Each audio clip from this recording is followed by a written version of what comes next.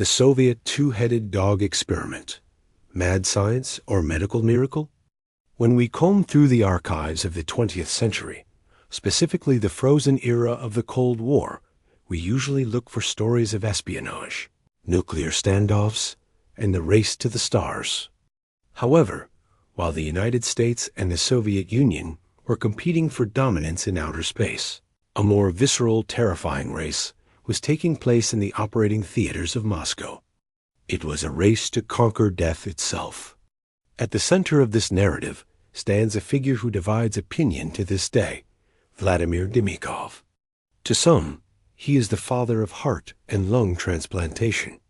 To others, he is the Red Frankenstein, the man who stitched the head of a puppy onto the neck of a German shepherd, creating a living, breathing chimera that shocked the world. To understand this experiment, we must first strip away the sensation and look at the context. The year was 1954. The Iron Curtain was tightly drawn. Science was not just a pursuit of knowledge. It was a tool of ideology. The Soviet Union was determined to prove that its materialist science could overcome biological limitations that the West deemed impossible. Vladimir Demikhov was already a legend within Soviet medical circles. During World War II, he served as a pathologist and surgeon on the front lines, witnessing the fragility of the human body. This trauma fueled a singular obsession, keeping organs alive outside the body and transplanting them into new hosts. The experiment that would define his legacy took place in a secret laboratory on the outskirts of Moscow. Demikhov's goal was technically audacious. He wanted to prove that the blood supply of a host could support a transplanted organ, or in this case, a complex system of organs. He selected two subjects. The host was a stray German shepherd named Brodiaga, meaning tramp. The donor was a smaller dog, a puppy named Shavka. The details of the surgery are intricate and gruesome, yet they reveal a surgical brilliance that was decades ahead of its time. Demikhov and his team worked with speed and precision. They amputated the lower body of the puppy, keeping the heart and lungs connected until the very last second to preserve oxygen flow to the brain. Then they made the incision on the host dog's neck. The vascular connection was the critical moment.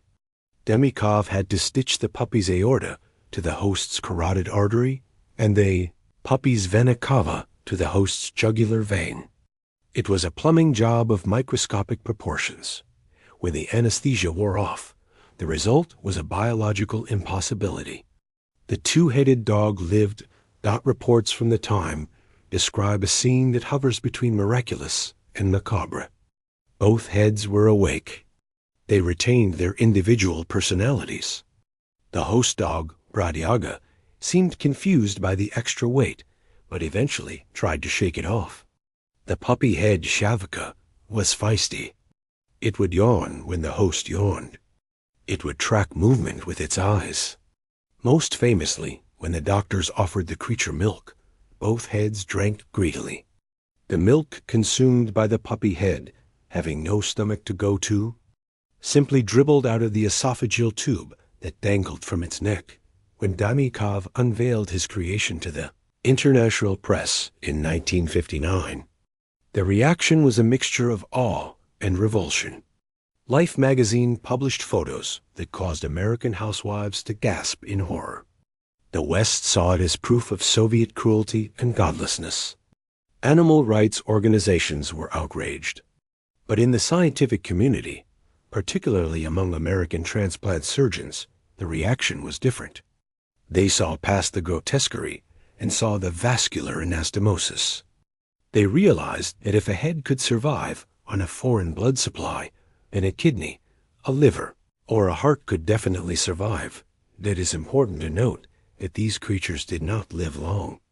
Demikhov created roughly 20 such two-headed dogs over the course of his career. Most died within days, usually due to tissue rejection. The longest surviving subject lived for 29 days. At the time, the concept of immunosuppression drugs that stopped the body from attacking foreign organs was in its infancy. The dogs died not because the surgery failed, but because the biology of the immune system was an unbeatable enemy.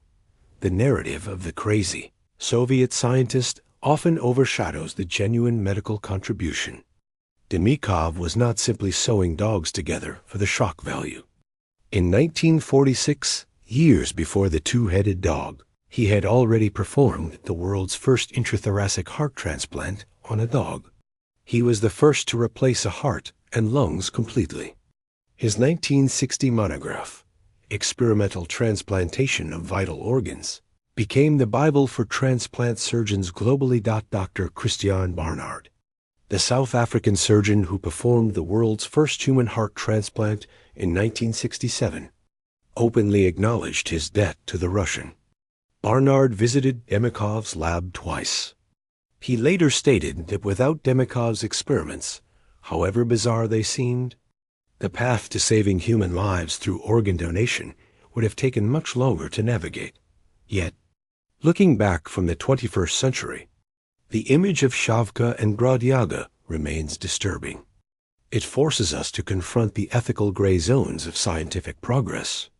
The Cold War context amplified this. It was a time when the end often justified the means. The Soviets wanted to show they could conquer death. The Americans wanted to ensure they weren't left behind. In this clash of superpowers, animals were the collateral damage. Demikhov died in obscurity in 1998, his contributions largely forgotten by the general public, overshadowed by the sensational photos of his two-headed creations. He lived a humble life, often misunderstood by his own neighbors who thought he was a magician or a monster. But his legacy beats in the chest of every person walking around today with a transplanted heart. The story of the Soviet two-headed dog is not just a story of mad science. It is a tragedy of ambition. It is a testament to the extreme lengths humanity will go to in order to understand the machinery of life. It serves as a stark reminder that the history of medicine is often written in blood, and that the line between a monster and a miracle is sometimes just a matter of surgical stitching. As we look at those grainy black and white photos today, we see cruelty, yes.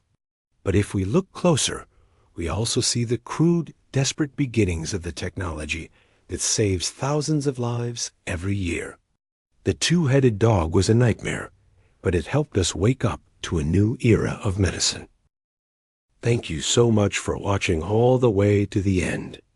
If you enjoyed this video, learned something new, or simply want to see more content like this, please give it a like and subscribe to the channel. Your support truly helps the channel grow and reach more people. And if you have thoughts or ideas you'd like to share, feel free to leave a comment. I'd love to hear from you. See you in the next video.